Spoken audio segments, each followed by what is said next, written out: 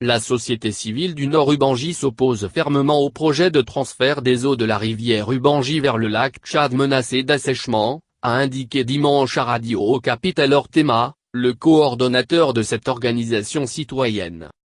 Une conférence internationale organisée la semaine dernière à Paris a recommandé entre autres l'option de transférer les eaux du fleuve Congo et de la rivière Ubangi pour réapprovisionner le lac Tchad dont l'assèchement s'accentue. Dans une déclaration à Radio Okapi, M.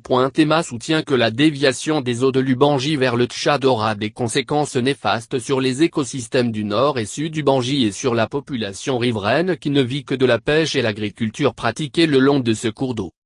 Il plaide pour la préservation de ce patrimoine qui selon lui reste le seul moyen de survie de la population riveraine de l'Ubangi. Il affirme par ailleurs qu'aucune décision ne peut être prise sur la déviation des eaux de la rivière Ubangi sans l'assentiment de la population riveraine. Les autorités du Nord Ubangi de leur côté affirment ne pas être saisies officiellement de ce projet. Joint par Radio Okapi, le vice-gouverneur de province a promis de soulever les préoccupations de la société civile une fois que la province sera officiellement saisie. Diminution du débit du fleuve Congo.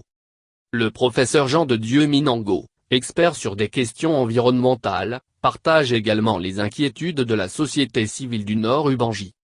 Il pense que la mise en œuvre de ce projet entraînera de conséquences environnementales énormes, notamment la diminution du débit du fleuve Congo. L'Ubangi fait partie du bassin du Congo. Et si nous prélevons près de 100 milliards de cubes d'eau au niveau de la rivière Ubangi, sachez que c'est tout l'écosystème du bassin du Congo qui sera en péril.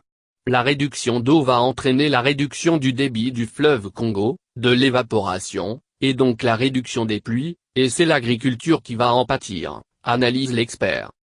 Il plaide pour que les réflexions sur ce projet de transfert d'eau de l'Ubangi vers le lac Tchad ne se soucient pas seulement du bassin qui va recevoir de l'eau, en l'occurrence le bassin du lac Tchad, mais aussi du bassin qui va en céder.